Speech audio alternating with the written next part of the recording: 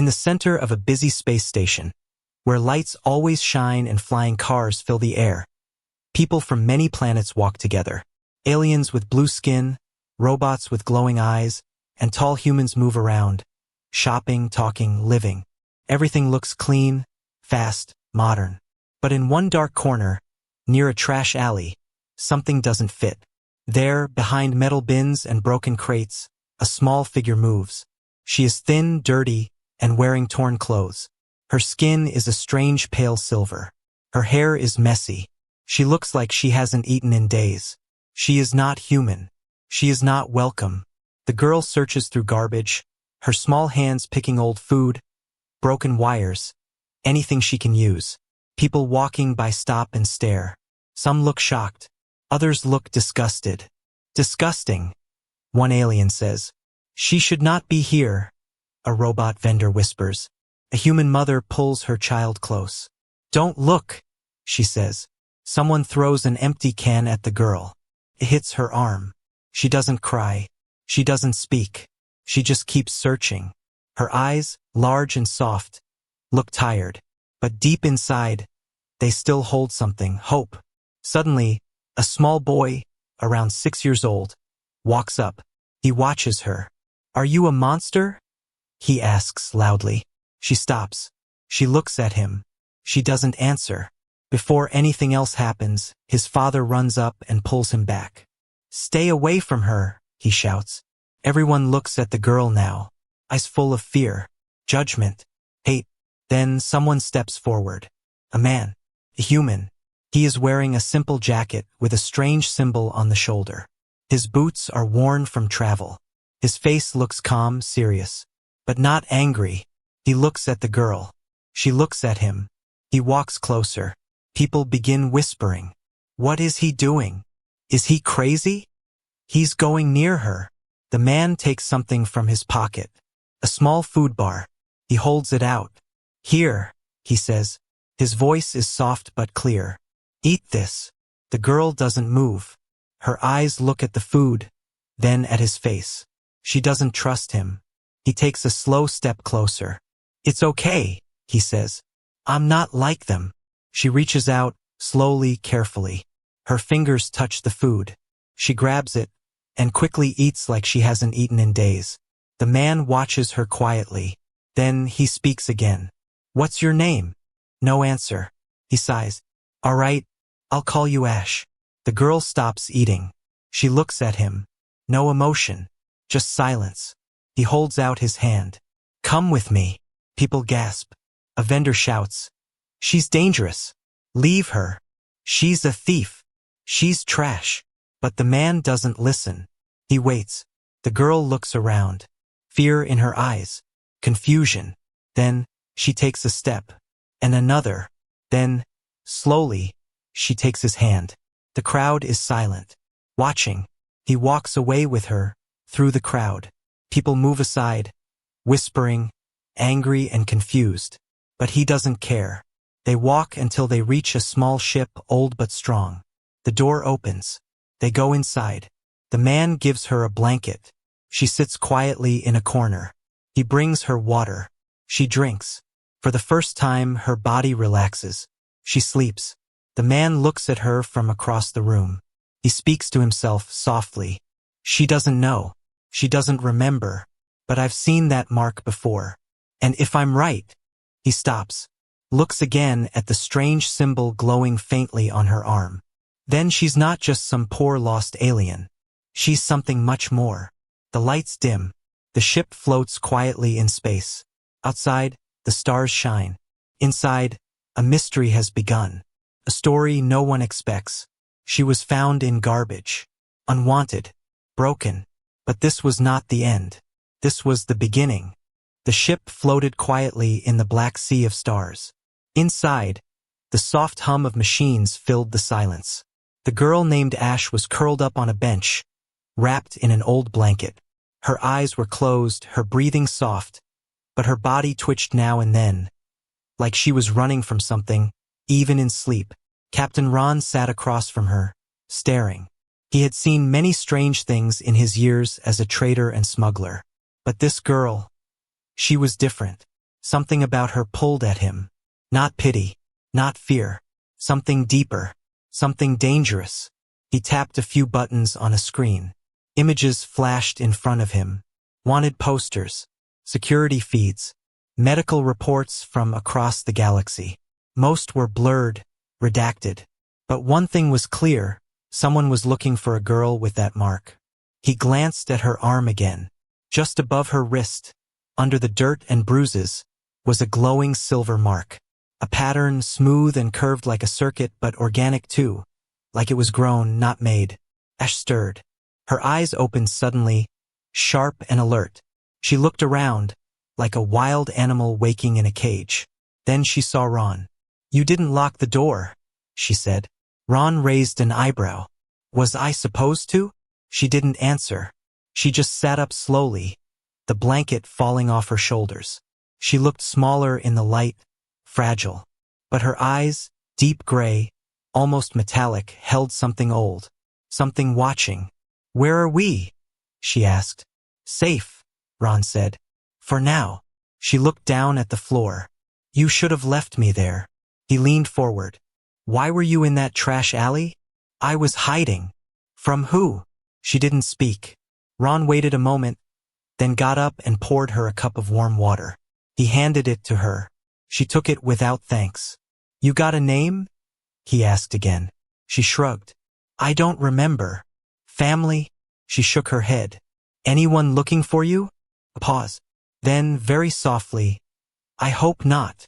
Ron sat back down. "People in that station thought you were dangerous. They always do. Are you?" She looked up. Her eyes met his. For a second, there was silence. No sound, no movement. Then she looked away. "Not unless they make me." Ron rubbed his chin. That wasn't a no. But it wasn't a threat either. Outside the ship, small satellites floated by. The stars blinked. Quiet. Peaceful. Suddenly, a loud beep echoed through the control panel. "Ship proximity alert," the computer said. Ron stood and moved to the screen. A small drone was flying nearby. Civilian model. No weapons. But scanning. Ash stood too, instantly tense. "They found me." Ron looked at her. "Who?" "I don't know what they're called. But they wear white suits. No faces. They call me property." Ron frowned. "Like a lab? Were you made?" "I don't know," she said again. "I only remember running." He tapped a few buttons. The ship's defense system activated. The drone turned away. "They're not close yet," he said. "But they will be." Ash sat down again. She looked tired, worn out, like she'd been running all her life. "Why'd you help me?" she asked suddenly. Ron paused. He didn't answer right away. Instead, he looked out the small window into space. His voice, when it came, was quiet. "Long time ago, someone helped me. When no one else would. Maybe I'm just returning the favor." She didn't say anything. He turned back to her. "Listen, Ash. You can stay here for a while. I won't ask more questions. But if you want answers, we'll need help." "I don't want help," she said. "I just want to disappear." He nodded. Sometimes disappearing is the best way to survive. But sometimes, it's just another way to stay lost. She looked at him for a long time. Her face was still. Then she closed her eyes and leaned back. Ron watched her again. That mark on her arm pulsed faintly, like a heartbeat. Something was waking up inside her. Something powerful. Maybe dangerous. Maybe not. He opened a secret file on his device. The symbol from her arm matched one he'd seen before, on a case marked classified. Bioweapon Project 9. He closed the file. She was not just some lost girl. And if they came for her again, it wouldn't be easy. But for now, in the quiet of space, she was just Ash. And for the first time in a long time, she wasn't alone. The knock was quiet at first. Just a soft tapping on metal. Captain Ron barely heard it as he adjusted the ship's course. Outside, a silent blue planet floated below them. It was uninhabited, cold, peaceful. The perfect place to disappear for a while. Then the knock came again. Louder. He froze. Ash was asleep in the back room, wrapped in a blanket. She hadn't spoken much since yesterday, but her eyes had lost some fear. Just a little. Ron stood up and walked to the main door. He pressed the security camera feed. A man and a woman stood outside, both in black uniforms, faces hidden under silver masks. His chest tightened. Federation security. Ron opened a voice channel. "State your business." The woman answered. Her voice was clear, cold. "Routine check. We've received a report of an unregistered traveler picked up at Station 47, possibly carrying alien tech." Ron forced a calm voice. "I'm a legal trader. No tech, no trouble here. We'd like to confirm that. Please open your ship." Ron muted the channel and turned. Quickly, he walked to Ash's room. She was already awake, sitting upright. Her eyes met his. "They're here," she whispered. He nodded. "Do you trust me?" She didn't speak, but after a pause, she gave a small nod. He opened a panel in the floor. "Get in." She slid inside the tiny space without a word. He closed the panel and dropped a heavy box on top. Then he walked back to the door. It slid open with a hiss. The two officers stepped in, scanning the room with sleek black devices. Ron leaned against the wall, trying to look bored. "What's your cargo?" the man asked. "Medical supplies. Low priority trade. Traveling alone?" "Always," Ron said with a smile. "Can't trust anyone these days." The scanner beeped softly as it passed over the room. The woman stepped closer to the wall near Ash's hiding place. Her scanner buzzed louder. Ron's heartbeat picked up. Then silence. She looked at her partner and shook her head. "False signal. Just shielded wiring." They turned back to Ron. "If you see anything strange," the man said, "you are required to report it." "I understand." The woman took one last look around. Her voice was flat. "You picked up someone, didn't you?" Ron didn't blink. "I feed strays sometimes. A kid outside a station isn't worth reporting. You want me to arrest every beggar I see?" A long pause. The man finally nodded. "Don't go near Federation space for a while. Things are unstable." Then they left. The door closed. Silence returned. Ron waited 30 seconds before pulling the panel open. Ash climbed out slowly. Her face was pale. "You didn't tell them," she said. "I don't tell people much," Ron replied. She sat on the floor, knees to her chest. "They're not looking for a thief. I figured. They think I'm a weapon." He looked at her carefully. "Are you?" "I don't know," she said. "But I was made in a place where no one was born." Ron didn't answer. He sat down beside her. "What else do you remember?" he asked. She stared straight ahead. White walls, blue lights, machines everywhere. No windows, no sky. People, voices, suits, needles. They kept saying, "Version 9. Ron's head snapped up. "Version 9. Ash nodded. He stood, walked to the console and opened a secure file. He hadn't looked at it in years. It was from a dead friend, a scientist who'd vanished. He typed, "Project 9 Human-Alien Hybrid Initiative." One image appeared, a glowing silver mark, the same one on Ash's arm. He turned to her. "You're not just a random test subject. You're the last one, the only one that survived." Ash stood slowly, her face unreadable. "Why did they let me go?" she whispered. "I don't think they did," Ron said. "I think you escaped." Suddenly, the ship's lights flickered. An alert flashed on screen. "Incoming transmission, unknown ship detected." Ron looked at Ash. "They're coming." She stared back. "Then I can't hide anymore." The stars outside began to shift. A shadow passed over the window, and for the first time Ash looked ready. Not to run, but to fight. Ash stood near the window, her hands pressed against the cold glass. Outside, the stars didn't care. They just blinked like always, silent and far. But inside her, everything was noise. She didn't sleep that night. She didn't even close her eyes. Captain Ron watched from the other side of the room. She hadn't said a word since the unknown ship appeared and vanished hours ago. No attack, no message, just a warning. They were being watched. He finally broke the silence. You ever been to Calros 9? She shook her head. It's not much. An old junk moon. But someone there might have answers. Ash turned. Answers about me? About what made you? The ship landed 6 hours later on Calros 9. It was a rusty, dead world. The sky was orange, filled with dust storms. Broken ships lay scattered across the landscape like fallen bones. Nothing lived here except ghosts and outlaws. They walked through metal ruins, past forgotten machines and broken droids. Ash stayed close, her eyes wide, alert. Every corner could hide danger. Finally, they reached a small bunker. A door hissed open, revealing a man with a metal arm and only one real eye. Ron, he said. Didn't think I'd ever see you again. Didn't think I'd have to come back. The man's eye scanned Ash. His metal fingers twitched. What's this? Ron answered. The past. The man led them inside. His name was Dr. Varen, once a military scientist, now just a shadow of who he used to be. His lab was full of old tech, blinking screens, half-broken gadgets, and secrets. Ash stood in the middle of it all, silent. Ron explained everything he knew. Varen listened, then nodded slowly. She's real, then. The last of them. The last of what? Ash asked.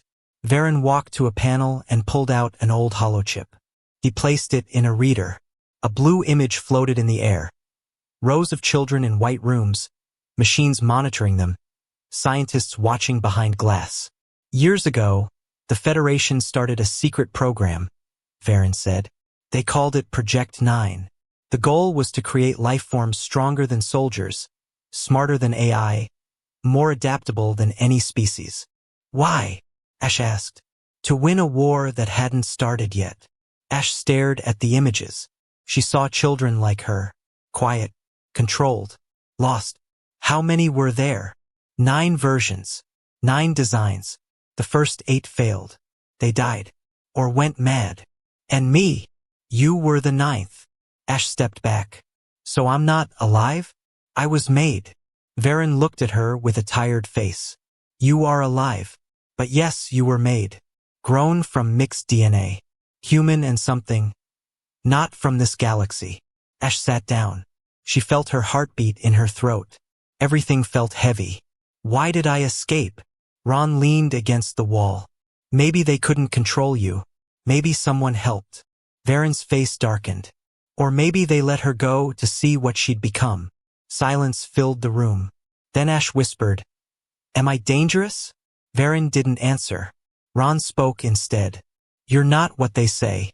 You saved a kid on the ship. You didn't kill those officers. You had the power, but you didn't use it. But it's inside me, she said. I feel it, like a storm, sleeping. Ron nodded. Then learn to control it before someone wakes it up. Suddenly, a red light blinked on Varen's console. Motion detected outside, he said. Ron rushed to the window. A black ship hovered in the dust, silent as a shadow. They found us, Ash said. Varen grabbed a small device and handed it to Ash. It's a memory key.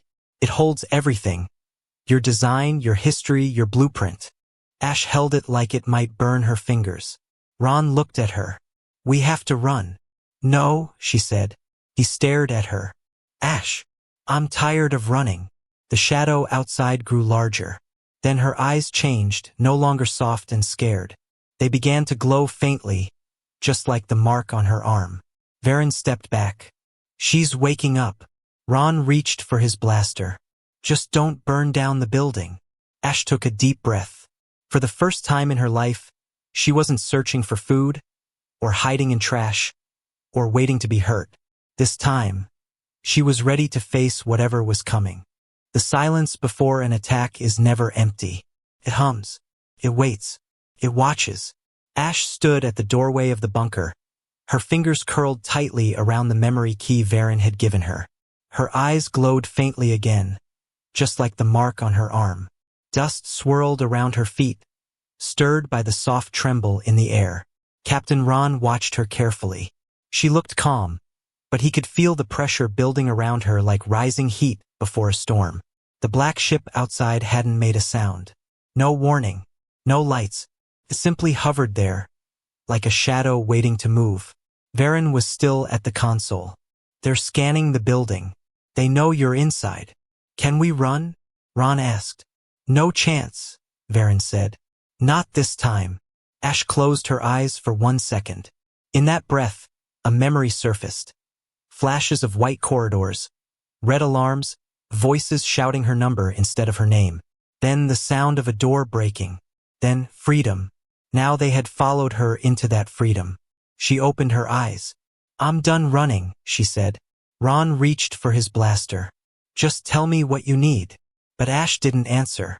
She stepped outside. The wind hit her face. The black ship hovered like a monster above her. Then, with a sharp hiss, its doors opened. 4 figures dropped to the ground. All wore white armor, their faces hidden behind black masks. No emotion, no voice, just slow, controlled movement like machines but worse. They weren't here to talk. One of them raised a scanner toward Ash. The light turned red. Target confirmed. Subject 9. Ash didn't flinch. The soldiers began to move forward. Return with us, one of them said in a flat, cold voice. Voluntarily or by force. Behind her, Ron raised his blaster. Varen loaded a pulse grenade. But Ash lifted one hand. No. The air around her pulsed. Just once, soft like a heartbeat. Then, all at once, time bent. To Ron, it looked like the dust froze midair. The light shifted color. The wind stopped.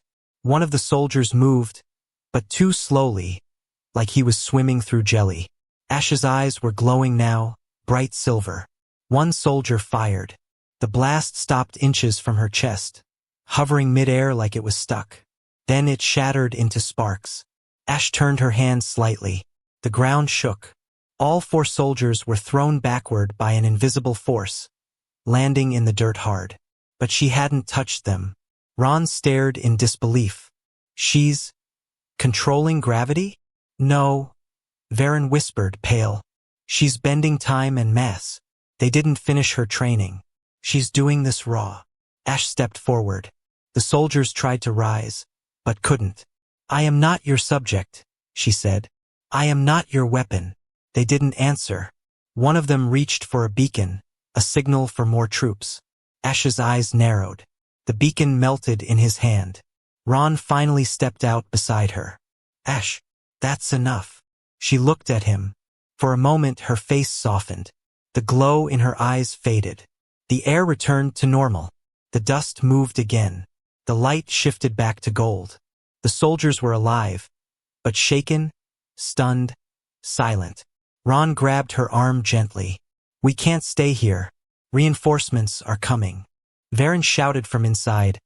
I've wiped the local scanners. But you have to leave. Now. Ash nodded. Before leaving, she walked up to the nearest soldier. He flinched, but she didn't hurt him. She simply placed the memory key into his armor.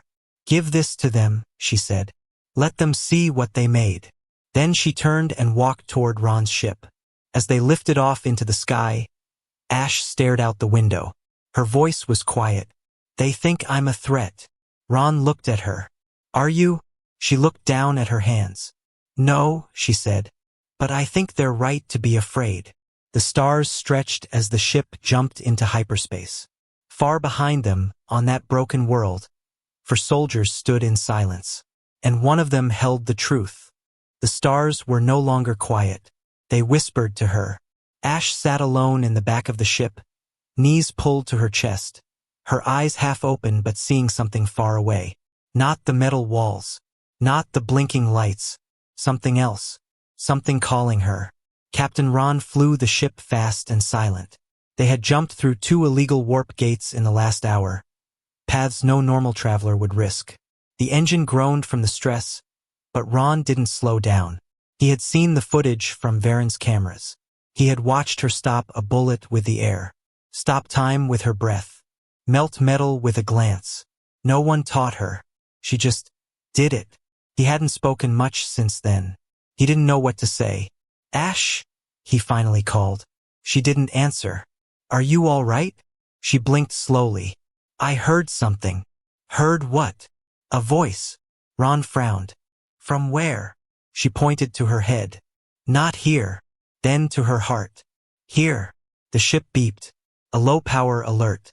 They had one jump left before refueling. Ron entered coordinates for a moon called Velen 3, a rebel hideout, buried under an abandoned mining colony. We're going to Velen, he said. They'll hide us. Ash nodded but didn't move. When they landed, the place looked empty. Cracked rock. Dead machines. No sound. Then, like shadows moving through dust, figures appeared. Humans. Some wore old armor, others wore nothing but cloth and scars. Eyes that had seen war. Hands that had lost families. One of them stepped forward.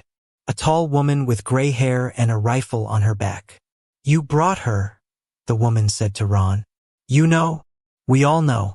Project 9 wasn't just a secret. It was a warning. A legend. Ron looked around. Will you help her? The woman stared at Ash for a long moment. She's not what they said she'd be. Then she nodded. We'll help. Inside the base, Ash walked past old walls painted with rebel flags. She saw children playing with handmade toys, soldiers cleaning weapons, families trying to stay alive. One little girl with one leg missing walked up to her and smiled. Ash smiled back. Her hands stopped glowing. Later that night, Ash couldn't sleep. She walked through the dark halls and stood at the edge of a deep shaft that opened into the earth below. Steam rose slowly from the dark. Then she heard it again. A voice. But this time it wasn't from her memory. It wasn't from fear. It was clear, gentle, like a whisper in the air. Ash! She turned quickly. No one was there. But the air shimmered. Then light. A figure stepped forward, glowing like moonlight. It was not real. But not fake either. A projection made of energy and memory. It was a woman. Tall, strong, with silver eyes like ashes. The same glowing mark on her arm. She smiled. You are not alone, the figure said. You were never alone. Ash stepped closer. Who are you? I am what remains of the one who made you. You're my? Not your mother by birth, the woman said. But I gave you my voice, my strength, my hope. Why? Ash asked. Because I knew the galaxy would need you. Ash felt her chest tighten. I don't want to be a weapon. You don't have to be, the voice said. You are not power. You are choice. Ash reached forward, but the light began to fade. They are coming. And when they do, remember this, what lives in you is not destruction. It is protection. Then silence. The light vanished. Ash stood still for a long moment. No fear, no doubt, just purpose. Behind her, Ron's voice echoed through the hallway. Ash, come to the control room. Now. She turned and ran. When she entered, Ron pointed at the screen. A fleet, 12 ships, Federation markings, all heading for Velen. They're here, Ron said. And they brought everyone. Ash stared at the screen. Then she stepped forward, eyes calm. Good, she whispered. Let them come. The sky broke open, not with thunder, but with fire. The Hunter Federation warships through the atmosphere like a falling god, black as night in flame and shining silence. Like knives. It moved the without light warning, without sound. Engines roared, without mercy. Ground shook, no messages. The rebels looked up from their hiding spots. It wasn't here their to hands speak. Tight on old rifles. It was here to erase. Their breath below stuck in the their camp throats. Was quiet. Ash stood Everyone at had the edge already of the chosen above the base. Some hid inside caves. Whipped around her feet. Some took up stolen she didn't move and faced her silver eyes were calm. And one. She was not who once afraid. Had no name, not anymore. Climbed alone behind to the peak of the black ridge. Captain Ron her feet forward, bare against the dust. His jacket, her body shaking, her breath They're slow. Hailing us, Eva, he said. She stood with her eyes closed. To surrender. The wind Ash tugging at her torn clothes. He tried again. Her skin still Ash, marked by wires destroy and bruises. This whole place. Around her, I know. The air crackled faintly. Then she turned something inside her was alive. They think and they can end this. Daniel stood behind her, but they're wrong. He didn't speak. Ron looked into her glowing eyes. He just waited. What are you going to do? A shadow passed overhead. She smiled, but it wasn't a smile of power. It hovered above them like a curse. I'm going to show them who I am. Silent. Below, lights along inside the rebel control blue. Alarms blared. The Federation fleet final measures. Warning. It didn't turn over subject 9 or be erased. A voice spoke across the valley. Answer. They didn't need broadcasted to. through the wind. Ash had already Cold, walked past mechanical, them. Quiet, test subject alone, 73, glowing like your a living presence star. is in violation She stepped of out containment. into the open field Submit between the or be base and the neutralized. sky. The Eva Federation didn't move. saw her. Daniel Scanners forward. locked on. You don't have to Lasers face charged. this alone. One voice She came turned through to the him. speakers. I was alone Cold in and that sharp. cage for years. This is your last she said. chance. But not Ash raised her anymore. hand. She took Not his hand to fight, just but to for speak. a moment. Then I was let made go. in a lab. She stepped said. forward and raised her voice hand echoed toward the sky, amplified Stop by the calling very me by energy their number. inside her. She said. You called me a The subject. voice responded. A weapon. You A are an mistake. experiment. She looked You up. are property But I of have the seen Ascendant real program. weapons. She I have smiled. seen war. Then let Hunger, me show you what fear, your property what has you fear become. in me. The wind howled is what you suddenly, created yourselves. but not from nature. The fleet fired from her. 12 her body beams lit of light from shot within. toward her, A white light breaking fast, through her skin hot, like cracks in glass. deadly. Her Her eyes closed her turned eyes pure gold and breathed. Her feet rose the air inches bent from around the ground. Time The ship flowed. responded. The light froze. Weapons activated. The beams stopped. Lines midair. of blue light Then, shot as if toward made her. of glass, they Eva cracked didn't move and The vanished. blast struck a Silence. dome of white All energy 12 that ships formed paused. around her like Inside a the rebel skin. base, The light soldiers didn't just stared block at the their attack. screens. It Stunned. absorbed it. Ron And then whispered. She gave she it didn't back. even touch them. One wave Ash of her opened hand. her eyes. The sky Her screamed. mark burned silver. The ship shook She violently. lifted both hands slowly. Sparks bursting not in from anger, its engines, but in one control. wing caught fire. A soft The pulse metal of energy turned red, left her body. then peeled It away spread across as if the torn sky by like a invisible wave. claws. Silent Inside the ship, invisible, alarms screamed. unstoppable. They didn't Federation understand. ships blinked. She was never the Their weapon. systems died. She was the Weapons reaction. powered down. Down below, Engines failed. The ground cracked. No one around was her harmed. feet. Rocks But nothing lifted worked. into the air. Ash had shut Daniel down an shielded entire his fleet, eyes, watching without the hurting impossible. a single soul. The prisoners Then, behind him stood through up. every speaker, one her by voice one. returned. They were no longer tried to watching break a girl, me, but they I were was watching never yours yours to to break. become legend. The ships Eva didn't rose fire higher. again. The ship They fired couldn't. again. This Inside time one with all command it had. ship, Eva a led Federation it. officer The fire removed hit his her, helmet. surrounded His hands her, trembled, blinded the She sky. For a Spared moment, us, he said. Daniel feared The commander she was gone. beside him stood But from still. inside the storm, Then, after a he long heard her moment, voice. he gave a quiet Strong. command. Clear. Stand down. I remember my On Velen name. 3, The light sky cleared. exploded outward Ash stood in every alone, direction. breathing Silence slowly. followed. Her glow When fading. it cleared, the Ron hunter walked ship to was her falling. side. Burning. You could have destroyed them. It hit Ash the edge nodded. of the ridge and I shattered could've, into the valley but below. you didn't.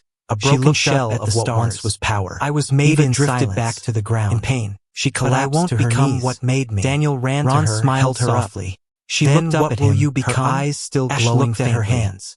She didn't glow anymore, she whispered. but somehow I she know, looked brighter he said. than ever. But it's I over. don't know yet. No, she said. She replied. But I'll choose now for it myself. starts. He Days helped her later, the stand. Federation She left turned to the system. crowd. No war. The freed, no arrest. the wounded, just silence. the forgotten. And a She quiet wasn't message afraid of their sent eyes across anymore. the galaxy. They didn't She see a is weapon. no longer They subject saw a 9. leader. She is A no symbol. longer a weapon. Someone who She broke is the Ash, system that and tried she is to erase awake. her. A small child stepped forward, holding something out. It was a torn patch, a scrap of cloth from the prison uniforms. On it was written in a child's handwriting, EVA. Eva took it, smiled, and tied it around her wrist. Daniel watched her walk forward. The girl who was once a number had become a name, a fire, a signal to the galaxy that humanity had not only survived, it had awakened. And this time it would never be caged again.